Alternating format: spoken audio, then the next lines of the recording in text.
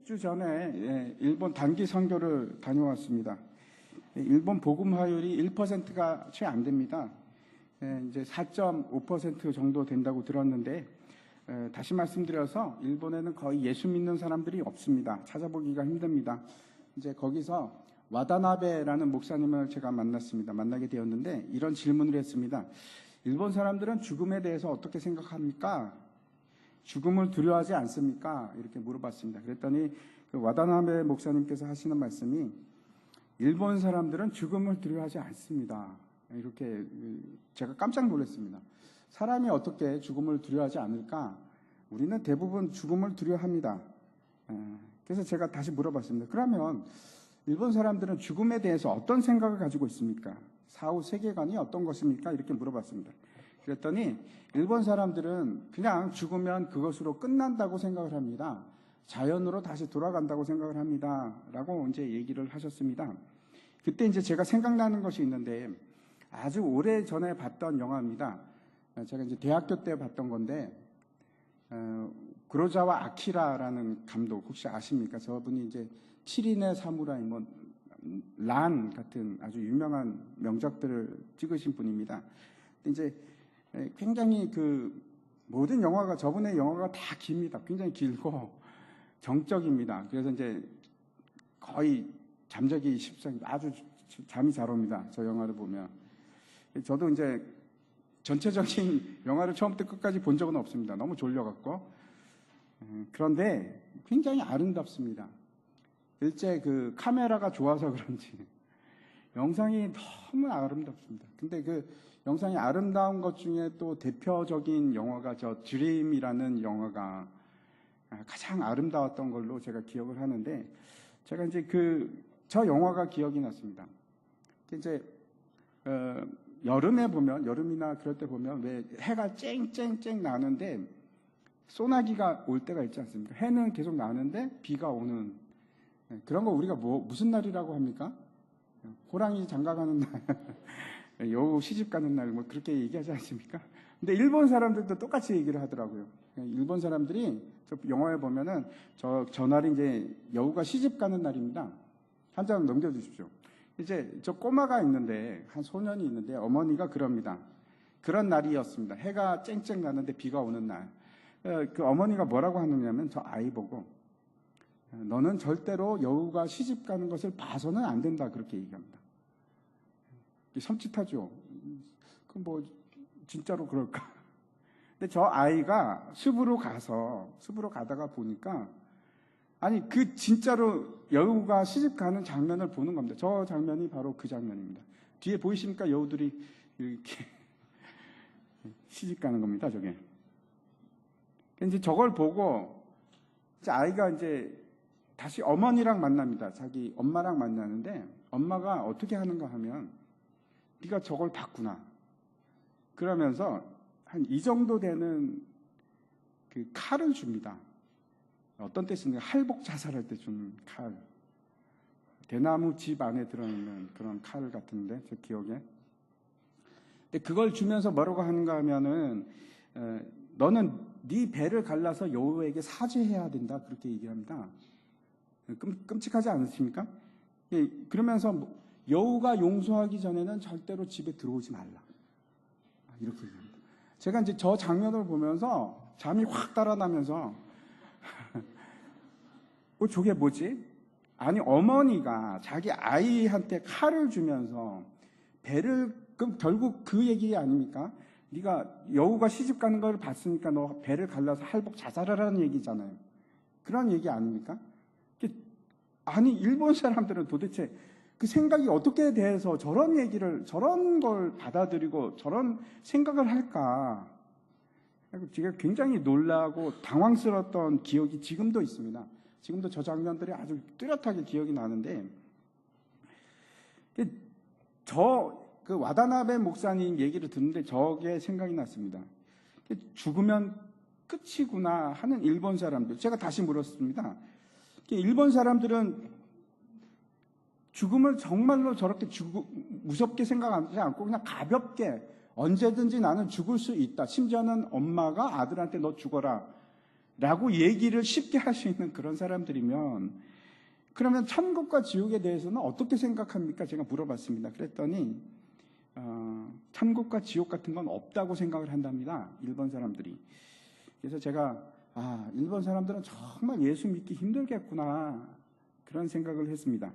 제가 왜 이 말씀을 드리는가 하면, 오늘 이제 죽음에 대해서 말씀을 드리려고 그럽니다. 지난 시간까지 우리가 야곱이 12아들들 각각을 불러서 축복을 하는 장면을 우리가 살펴봤습니다. 그리고 오늘 본문의 내용은 뭔가 하면 야곱이 드디어 숨을 거두는 그런 장면입니다. 우리 주위에 예수 믿지 않는 사람들에게 혹시 여러분 그런 질문 해봤습니까? 죽고 나서 어떻게 됩니까? 어떻게 될 것 같습니까? 저는 많이 물어봤습니다. 물어보면 보통 뭐라고 대답합니까? 죽으면 끝이지 뭐 그 다음에 뭐가 있어. 이렇게 얘기합니다. 일본 사람처럼 그렇게 얘기합니다. 그런데 그러면은 우리 민족도 그렇게 죽음을 두려워하지 않는 그런 민족입니까?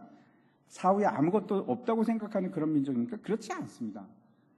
우리나라 사람들은, 우리 세계관은 무엇에 가장 영향을 많이 받았는가 하면 유교와 불교와 그다음에 무속 신앙으로부터 많은 그 세계관은 영향을 받았습니다. 그런데 그 중에서 뭐가 가장 영향이 강할까요?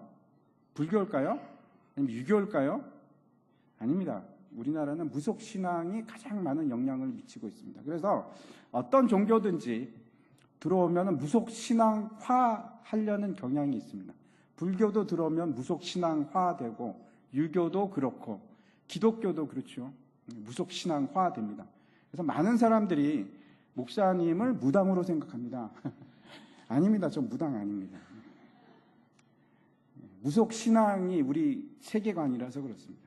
근데 제가 그 갤럽 조사를 봤는데, 갤럽 조사에서 우리나라 사람들을 이제 조사를 했습니다. 1994년에 사후 세계가 있다고 생각하느냐라고 이제 물었는데, 1994년에는 28%가 그런 거 없습니다 라고 얘기를 했습니다. 30%가 안 됩니다. 근데 10년이 지나고 2005년에 다시 한번 그 조사를 했습니다. 11년이 지났죠. 그랬더니 그때는 얼마가 대답을 했냐면, 사후 세계는 존재하지 않습니다라고 얘기한 사람이 41%입니다. 굉장히 많이 늘었죠. 13%가 더 늘었습니다. 지금 한 10년이 더 넘었는데 지금 다시 한번 조사를 하면 제 생각에는 50%가 넘을 것 같습니다. 많은 사람들이 뭐 그런 거 어디 있어 라고 생각을 합니다. 정말 그렇습니까? 아닌 걸 우리가 잘 알고 있습니다. 오늘 야곱이 죽음을 맞이하는데, 그 야곱의 죽음을 통해서 성도는 어떻게 죽음을 맞이해야 하는가 우리가 분명하게 살펴봤으면 좋겠습니다. 야곱은 어떻게 했는가? 여러분, 죽음을 맞이할 때 여러분은 어떻게 하시겠습니까? 아직 죽음은 너무 멀어서 그런 생각을 안 해보셨겠지요. 하셔야 합니다. 죽음은 우리와 굉장히 가까이 있습니다. 제가 며칠 전에도 장례식장 다녀왔습니다. 우리는 언제 죽음을 맞이할지 아무도 모릅니다. 준비하셔야 됩니다. 야곱은 어떻게 했는가? 여러분은 어떻게 하겠습니까? 숨이 넘어가기 바로 전에 뭘 하시겠습니까? 다시 아이들 걱정하겠습니까? 아이들 걱정은 다 끝났습니다. 축복하면서 다 예수 그리스도를 다 축복으로 줬습니다. 그 다음에 뭐 하시겠습니까? 불안에 떠시겠습니까? 야곱은 어떻게 했는지 한번 보도록 하겠습니다. 먼저 28절 말씀 보도록 하겠습니다. 같이 한번 읽겠습니다. 시작. 이들은 이스라엘의 12지파라. 이와 같이 그들의 아버지가 그들에게 말하고 그들에게 축복하였으니 곧 그들 각 사람의 분량대로 축복하였더라. 먼저 이들은 이제 이스라엘의 12지파라 이렇게 얘기를 하고 있습니다. 이 말은 각각의 아들들에게 축복을 했는데, 그 축복은 사실 각각의 아들들 개인에게 주어진 것뿐만 아니고 누구에게 주어진 겁니까? 각 지파에게 주어진 축복이다, 이렇게 말씀하고 있습니다. 여기서 성경에서 처음으로 12지파라는 단어가 등장합니다. 그전에는 12지파가 나오지 않습니다. 여기서 처음 12지파라는 말이 등장하는데, 이제 그런 겁니다. 야곱까지는 개인이었습니다. 그렇죠? 아브라함이 있었고 이삭이 있었고 야곱이 있었습니다. 그런데 야곱을 지나면서는 어떻게 되는가 하면 개인이 아니고 12지파가 되고, 그다음에 그 12지파를 우리가 뭉뚱그려서 하나로 뭐라고 부릅니까? 이스라엘이라고 부릅니다. 근데 이스라엘은 원래 이제 야곱의 변화된 이름입니다. 그래서 12지파를 대표해서 우리가 이스라엘 민족 이렇게 부릅니다. 이스라엘은 12지파로 되어 있는데, 그래서 사실 이스라엘은 연합국입니다. 12개의 지파가 모여서 한 나라를 이룬 겁니다. 한번 생각해 보셨습니까? 여러분, 왜 12지파일까? 10지파도 있고 11지파도 될 것 같고 13지파도 될 텐데 굳이 왜 12지파일까? 그거는 제가 그냥 드리는 말씀이 아니고 성경은 계속해서 12를 맞춰갑니다. 실제로는 어떻습니까? 11명의 아들에다가 요셉까지 12명인데 요셉은 빠집니다. 그렇죠? 요셉이 빠지고 두 아들이 지파로 들어갑니다. 그러면 토탈 얼마입니까? 13개가 돼야 되는데 13개로 둡니까? 아니요. 12개로 다시 만듭니다. 계속해서 그렇게 만들어 갑니다. 성경에서는 13지파가 나온 적은 없습니다. 11지파도 나온 적 없고 항상 12지파입니다. 왜 12일까? 도대체 이 10이라는 숫자는 어떤 의미를 가지고 있을까? 사람들이 이제 여러 가지를 얘기를 하는데 첫 번째, 이렇게들 많이 얘기합니다. 땅의 숫자는, 땅이 이제 어떻게 생각을 하냐면 사방으로 이루어져 있다 이렇게 생각을 합니다. 동서남북, 네모난 것 같은 그런 느낌도 가지고 사방 4개 그러면 땅을 의미합니다. 그래서 땅의 숫자가 4이고 하늘의 숫자는 얼마일까요? 3입니다. 이제 사도 바울이 3층천 얘기하지 않습니까? 3층천이라는 것은 우리가 보이는 하늘이 첫 번째 하늘, 두 번째 하늘은 그 위에 있는 영의 하늘, 영들의 하늘, 그리고 세 번째는 하나님이 계신 하늘. 그래서 3층천입니다. 사도 바울이 3층천까지 올라갔다고 그렇게 고백하지 않습니까? 아무튼 이제 3은 하늘을 대표하는 숫자인데, 그래서 땅을 대표하는 숫자 4와 하늘을 대표하는 숫자 3, 이걸 조합을 하면 12이 되는 겁니다. 곱해서. 그렇죠. 그래서 12이라고 많이들 얘기합니다. 그런데 12라는 숫자는 여러분 굉장히 중요한 숫자입니다. 아주 기본이 되는 숫자입니다. 왜 그런가 하면 방향을 표현할 때 우리가 360도를 씁니다. 그게 이제 12를 기준으로 해갖고 12의 배수입니다. 여러분 시계는 어떻습니까? 시계 한번 시계 보시면은 1부터 어디까지 있습니까? 12까지 있죠. 그래서 두 바퀴를 돌면은 24시간이 돼서 하루가 되는 겁니다.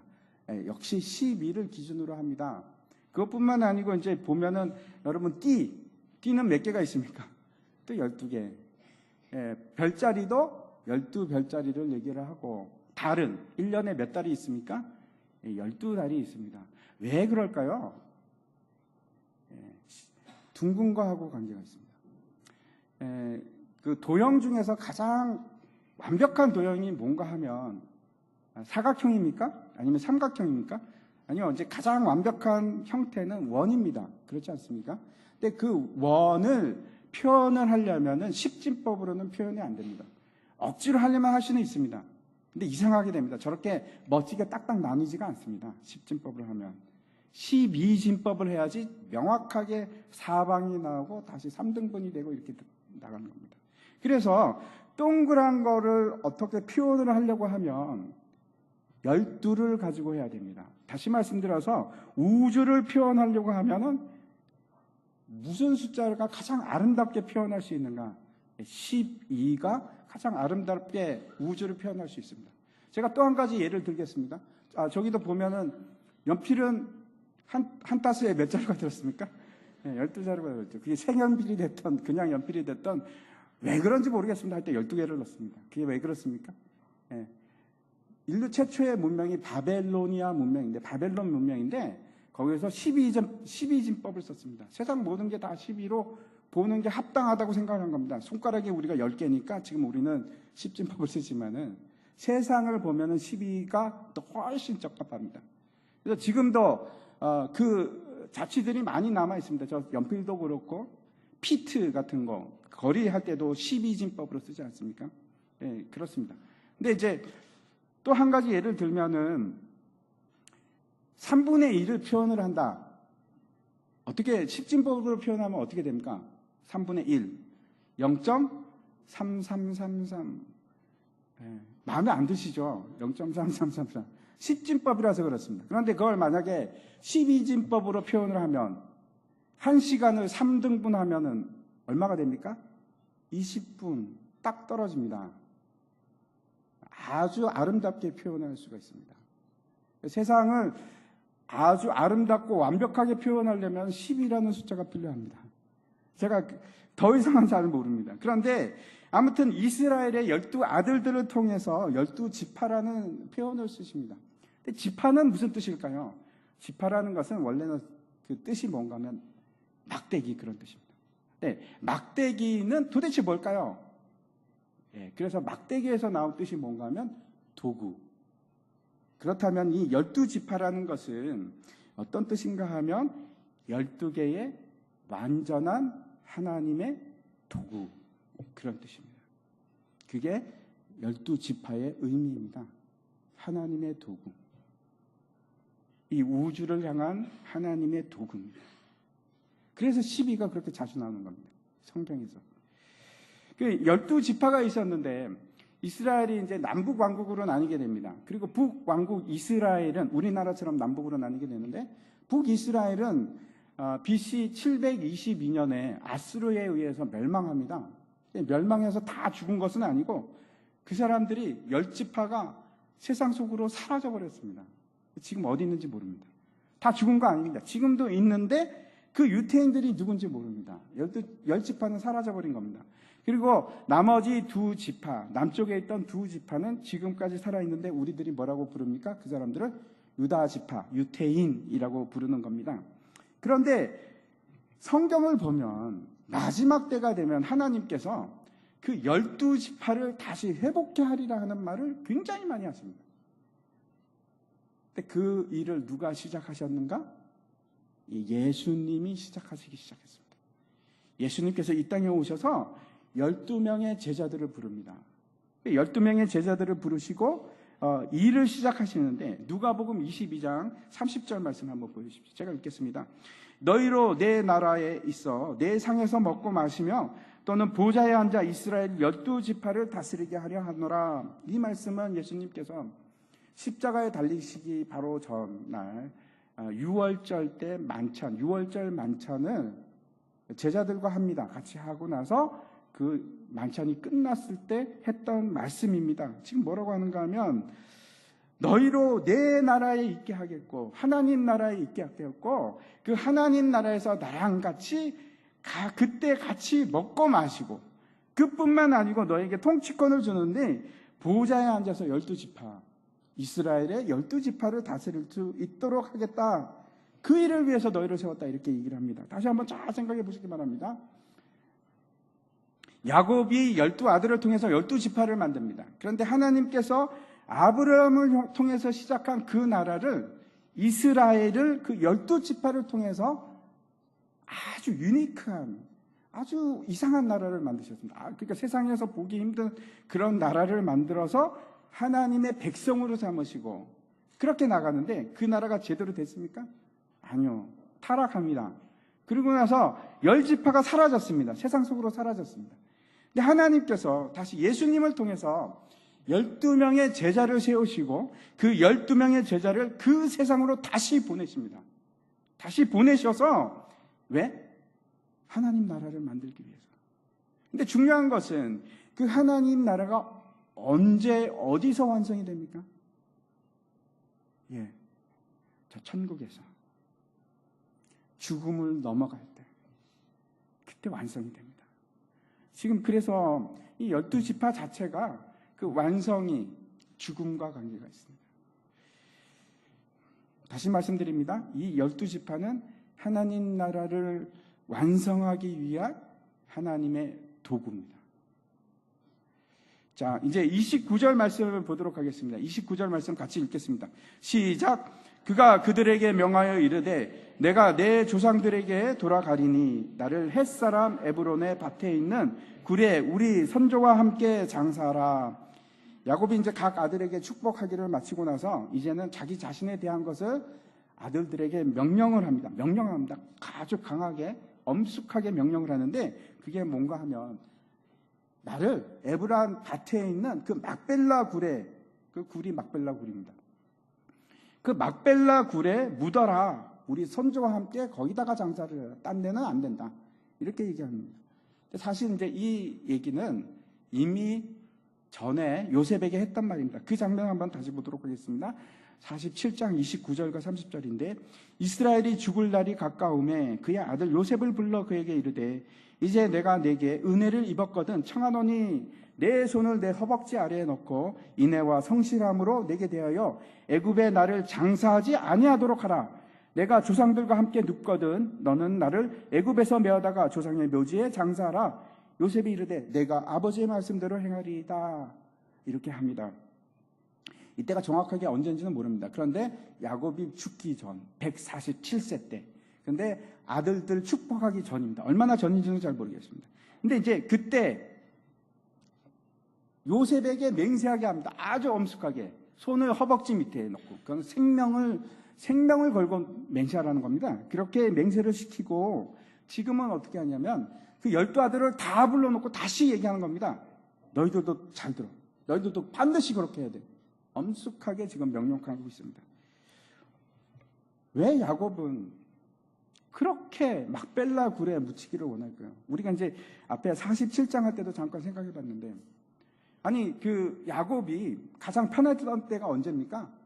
애굽에 와서 17년입니다. 아들들과 함께 보냈던 17년이 그 노년이 가장 행복한 때였는데 아니 거기서 그냥 애굽에서 잘 사시다가 그냥 거기서 묻으시면 됐는데 그게 아니고 1000km 이상 떨어진 거기까지 가서 10일이 더 걸리는 그 먼 거리를 가서 왜 굳이 막벨라 굴에다가 묻어달라고 그렇게 얘기해야만 하는가? 우리가 이제 몇 년 전만 해도 이제 화장은 안 했습니다. 그렇죠? 우리가 화장을 시작한 지가 얼마나 됩니까? 한 10년 됐습니까? 그전에는 다 묘지에다가 묻었는데 지금은 다 화장을 하십니다. 다 화장 들어가십니다. 왜 그렇습니까? 땅이 없어서 그런 것 같습니다. 돈도 없고 땅도 없고. 그래서 요즘에는 다 화장을 하는데 여러분은 어떻게 하시겠습니까? 나 죽으면 자녀들에게 이렇게 얘기하십니다. 나 죽으면 절대 안 돼. 나 고향에다 무조건 나 거기다가 내 뼈를 거기다 뿌려줘. 뭐 이렇게 하시겠습니까? 야곱이 애굽의 고센 땅에 살면서 편하게 살다가 그냥 그곳에 묻혀도 될 것 같은데 반드시 막벨라 굴에다가 묻어달라고 그렇게 합니다. 생명을 걸고 맹세케 하고 엄숙하게 지금 명령하는 겁니다. 왜 그렇습니까? 왜 그럴까요? 왜 그런가 하면 그 막벨라 굴이 그 땅이 하나님께서 주신 가나안 땅이라서 그런 겁니다. 하나님께서 주시기로 한 그 땅입니다. 그래서 아브라함, 그 조상 아브라함이 그 증거로 그 땅을 사버립니다. 아브라함이 그때 보면은 헷 족속으로부터 그냥 얻을 수도 있었습니다. 말만 잘하면 그냥 줬습니다. 그런데 그냥 할 사람이 그냥 가지십시오. 아브라함 우리가 잘 알고 좋으신 분인데 제가 그냥 드리겠습니다. 그랬더니 아브라함이 뭐라 그럽니까? 절대 안 됩니다. 돈 주고 사겠습니다. 그리고 값도 얘기하지 않았는데 은 400세겔로 삽니다. 어마어마한 돈입니다. 왜 그랬습니까? 히브리서 11장 말씀 보도록 하겠습니다. 8절부터 10절까지 먼저 읽겠습니다. 믿음으로 아브라함은 부르심을 받았을 때에 순종하여 장래의 유업으로 받을 땅에 나아갈새 갈 바를 알지 못하고 나아갔으며 믿음으로 그가 이방의 땅에 있는 것 같이 약속의 땅에 거류하여 동일한 약속을 유업으로 함께 받은 이삭과 야곱과 더불어 장막에 거하였으니 이는 그가 하나님이 계획하시고 지으실 터가 있는 성을 받았습니다. 뭐라고 합니까? 왜 그랬다고 합니까? 하나님께서 계획하고 지으실 그 터를 끊임없이 생각하며 그걸 소망하고 살았기 때문에 그래서 그 땅에 살면서도 장막에 삽니다. 텐트 속에서 삽니다. 마치 내일이면 접어서 떠날 수 있는 그런 사람처럼. 아브라함이 소망하고 바랐던 것은 뭔가 하면 하나님 나라입니다. 하나님 나라. 하나님께서 계획하시고 반드시 지으시고 주실 터, 땅. 그래서 이 땅에서는 나그네로 삽니다. 나는 여기 내 고향 아니야. 내 고향은 하나님께서 주신 따로 있어. 그가 갈 곳을 영원한 하나님의 성으로 생각합니다. 그리고 자기 자신은 나그네로 얘기합니다. 계속해서 이제 13절부터 16절까지 보면은 그 성이 무엇인지 명확하게 분명하게 말씀하고 있는데 제가 읽어보겠습니다. 이 사람들은 다 믿음을 따라 죽었으며 약속을 받지 못하였으되 그것들을 멀리서 보고 환영하며 또 땅에서는 외국인과 나그네임을 증언하였으니 그들이 이같이 말하는 것은 자기들이 본향 찾는 자임을 나타냄이라. 본향 찾는 자임을 나타내기 위해서 그랬답니다. 그들이 나온 바 본향을 생각하였더라면 돌아갈 기회가 있었으려니와 자기들이 태어난 곳을 본향이라고 생각했으면 그랬을 텐데 그들이 이제는 더 나은 본향을 사모하니 곧 하늘에 있는 것이라. 하늘에 있는 본향을 사모하기 때문에 그렇습니다. 그러므로 하나님이 그들의 하나님이라 일컬음을 받으심을 부끄러워하지 아니하시고 하나님께서 너무나 기뻐하십니다. 부끄러워하지 않으십니다. 아브라함이 그 땅을 기다리고 있구나. 그 본향을 바라보고 살아가고 있구나. 그리고 그들을 위해서 한 성을 예배하십니다. 그 성이 뭡니까? 새 예루살렘 성. 하늘에 있는 본향입니다. 잘 보십시오. 아브라함과 그 후손들은 죽을 때까지 그 약속을 받았습니까? 못 받았습니까? 못 받았습니다. 받은 적이 없습니다. 그냥 멀리서 그것을 바라보기만 합니다. 그럼에도 불구하고 내가 받은 것으로 생각하고 이 땅은 내 땅이 아니라고 그러고 살아간 겁니다. 본향을 태어난 고향이 내 땅이 아니고 하늘나라가 내 본향이다. 그리고 살아갑니다. 왜 야곱이 막벨라 굴에 묻히기를 원했는가? 결국 아브라함이나 이삭이나 마찬가지로 하나님께서 약속하신 그 땅은 죽음을 통해서만 들어갈 수 있기 때문에 그렇습니다. 죽음을 통과하기 전에 천국을 우리가 받을 수가 없습니다. 죽음을 통해서 들어가는 것을 알았기 때문에 막벨라 굴은 그래서 무덤입니다. 장사를 지내는 무덤입니다. 그런데 아브라함이 막벨라 굴을 받기 훨씬 전에 하나님으로부터 받은 계시가 있습니다. 그게 뭔지 한번 15장 13절과 14절 보겠습니다. 제가 읽어보겠습니다. 여호와께서 아브라함에게 이르시되 너는 반드시 알라 내 자손이 이방에서 객이 되어 그들을 섬기겠고 그들은 400년 동안 내 자손을 괴롭히리니 그들이 섬기는 나라를 내가 징벌할지며 그 후에 내 자손이 큰 재물을 이끌고 나오리라. 아브라함이 막벨라 굴을 사기 훨씬 이전에 하나님께서 말씀을 하셨는데 뭐라고 하냐면 너희는 이 가나안 땅에서 계속 사는 것이 아니고 이방 땅에 가서 400년 동안 엄청나게 고생을 할 거야. 하지만 반드시 돌아온다. 반드시 돌아온다. 그래서 아브라함이 은 400세겔, 1년에 하나씩 쳐서 은 400세겔을 줬는지도 모릅니다. 결국 그 땅에 내가 반드시 들어가리라. 내가 막벨라 굴에 묻히리라 하는 것은 하나님 말씀에 대한 믿음의 고백입니다. 신앙 고백입니다.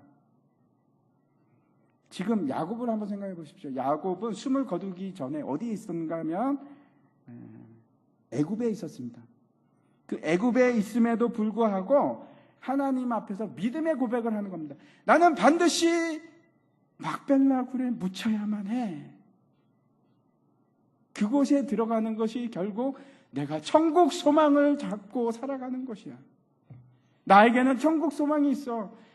내 고향은 이 땅이 아니고 하늘나라야. 그래서 나는 막벨라 굴에 묻혀야만 해.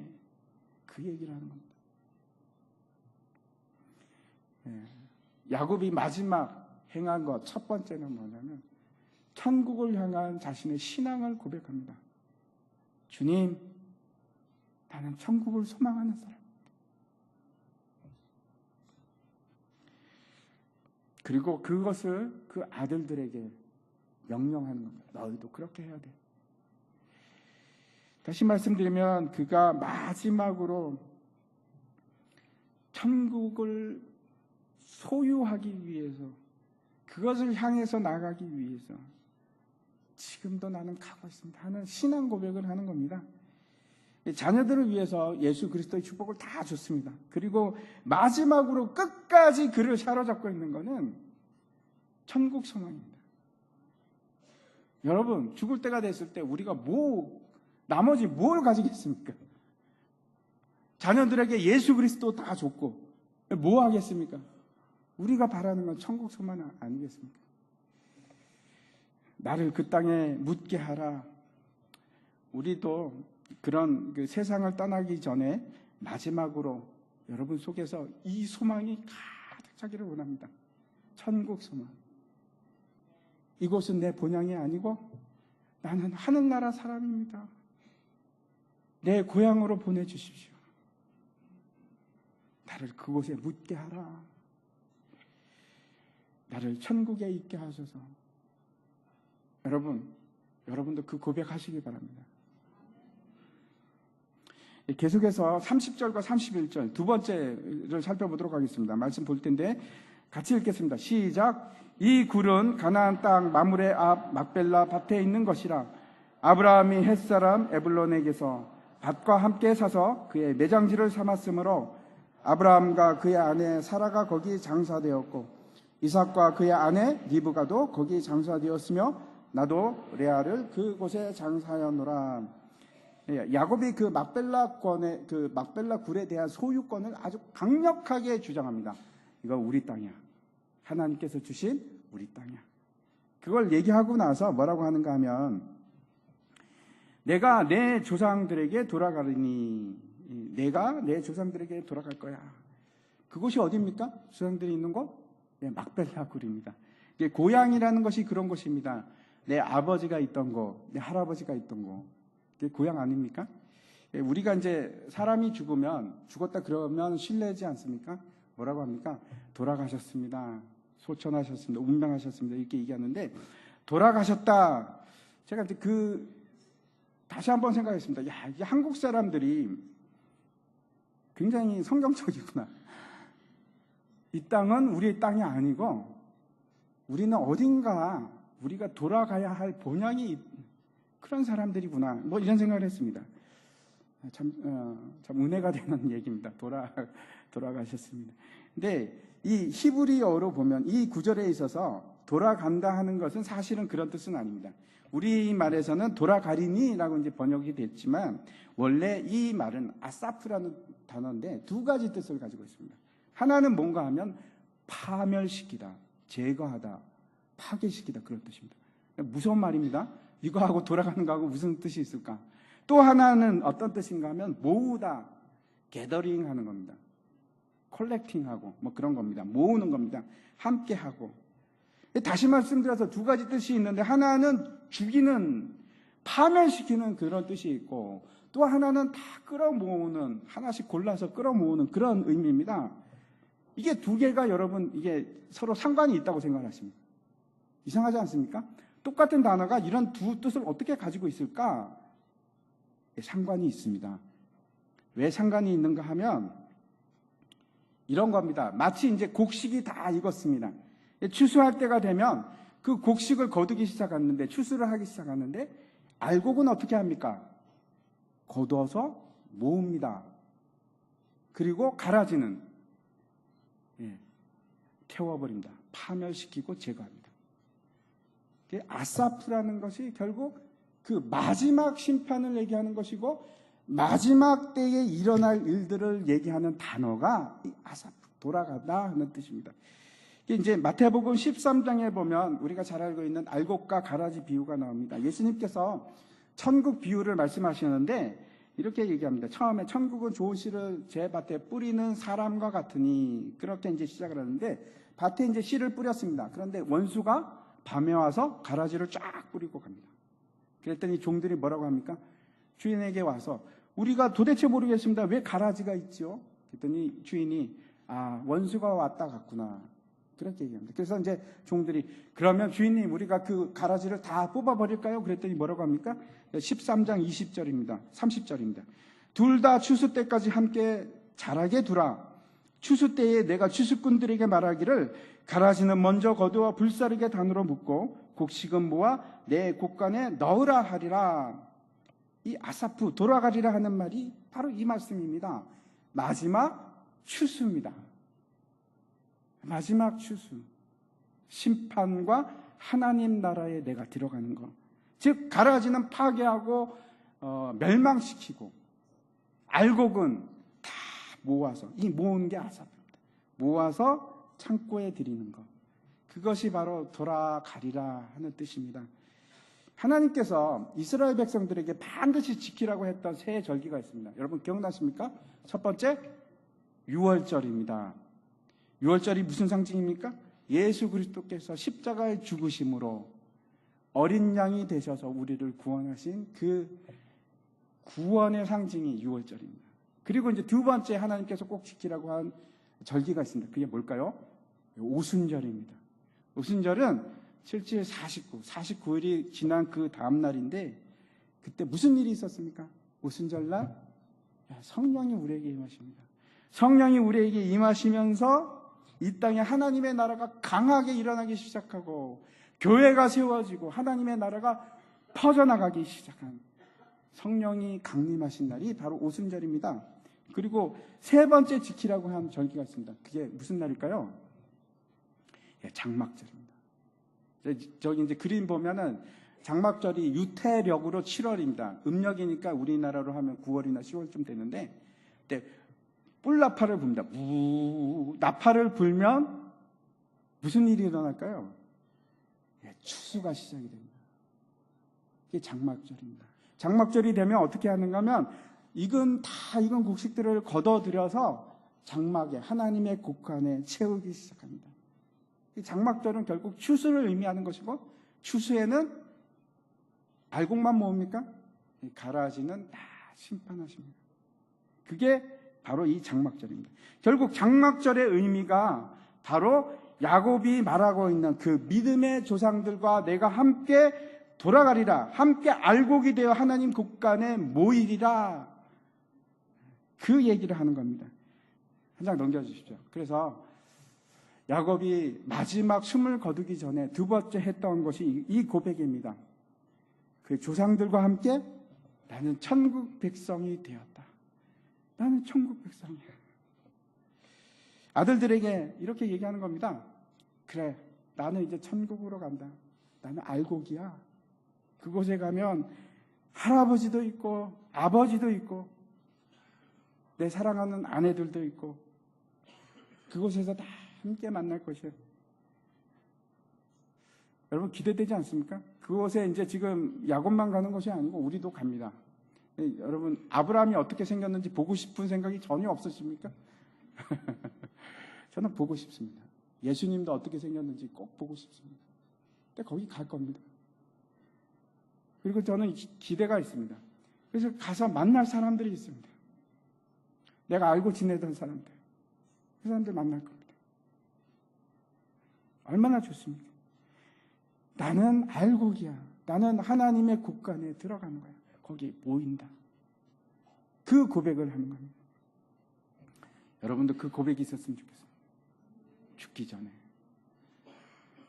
세 번째, 마지막 33절 보도록 하겠습니다. 같이 읽도록 하겠습니다. 시작. 야곱이 아들에게 명하기를 마치고 그 발을 침상에 모으고 숨을 거두니 그의 백성에게로 돌아갔더라. 또 돌아갔더라 나오는데 여기 아사프, 모으다 하는 단어가 두 번 나옵니다. 한 번은 여러분 발견하셨죠? 어디에 있습니까? 돌아갔더라. 똑같습니다. 저것도 아사프인데 마지막 단어를 다시 제가 번역하면 이런 거가 됩니다. 그가 숨을 거두고 그의 백성들과 함께 모였다. 함께 모였다. 얼마나 영광스러운 말입니까? 야곱이 그 앞에 있던 모든 믿음의 선조들과 함께 그 자리에 마주 함께 모인 겁니다. 얼마나 가슴 벅찬 일입니까? 알곡이 되어서 하나님의 성에 거하는 자가 되어서 그것에서 하나님과 함께 거하는 겁니다. 저와 여러분 분명히 그렇게 될 겁니다. 저기에 야곱이 들어갈 그 순간에 야곱의 조상들만 있었던 것이 아니고 우리도 거기 있습니다. 시간이라는 게 그런 겁니다. 우리도 거기 있었습니다. 얼마나 기쁩니까? 그것이 아브라함과 이삭과 야곱만 있는 것이 아니고 우리가 만날 사람들, 이 땅에서는 아웅다웅 때로는 싸우기도 하고 그랬을지 몰라도 거기 가서 만나는 겁니다. 아이고, 김 집사님 여기서 만났네요. 저기 아브라함 보고 왔어요? 예, 저도 봤어요. 또 하나, 모으다 하는 단어가 또 하나 더 있습니다. 그게 어디일까요? 한번 보십시오. 저 33절 잘 보십시오. 모으다. 그 발을 침상에 모으고, 이것도 아사프입니다. 근데 아주 중요합니다. 이게 도대체 무슨 말일까요? 그 발을 모으다. 죽기 전에 그 발을 모았습니다. 야곱이. 이게 도대체 무슨 말인가? 옛날 이제 야곱이 형을 피해서 밧담 아람으로 도망을 갈 때 지팡이 하나만 가지고 요단강을 건너갑니다. 그래서 그 고백을 하지 않습니까? 내가 갈 때는 지팡이 하나만 들고 요단강을 건넜는데 돌아올 때는 내가 두 떼를 이루었나이다 라는 고백을 하지 않습니까? 그런데 지금 다시 죽음의 강을 건너갑니다. 근데 죽음의 강을 건너갈 때도 그 지팡이를 의지합니다. 히브리서 한번 보겠습니다. 11장 21절인데 같이 한번 읽겠습니다. 시작. 믿음으로 야곱은 죽을 때에 요셉의 각 아들에게 축복하고 그 지팡이 머리에 의지하여 경배하였으며, 이렇게 얘기합니다. 참 놀라운 얘기를 하고 있습니다. 야곱이 그 마지막 숨을 거둘 때 최후로 했던 게 뭡니까? 하나님을 경배하는. 왜 다리를 모았을까요? 하나님을 경배하는데 다리 쫙 벌리고 어떻게 합니까? 다리를 모으고 겸손하게 눈을 감으면서 하나님께 예배하는 겁니다. 뭐라고 예배했을까요? 하나님, 참 감사합니다. 하나님, 저 같은 사람도 주님께서 받아주시니 참 감사해요. 그렇게 예배합니다.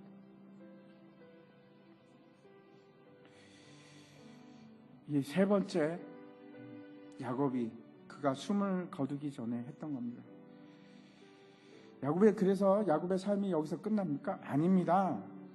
이제 영원한 새로운 삶이 시작이 됩니다. 끝이 아닙니다. 시작입니다. 다음 장 하나 넘겨주시기 바랍니다.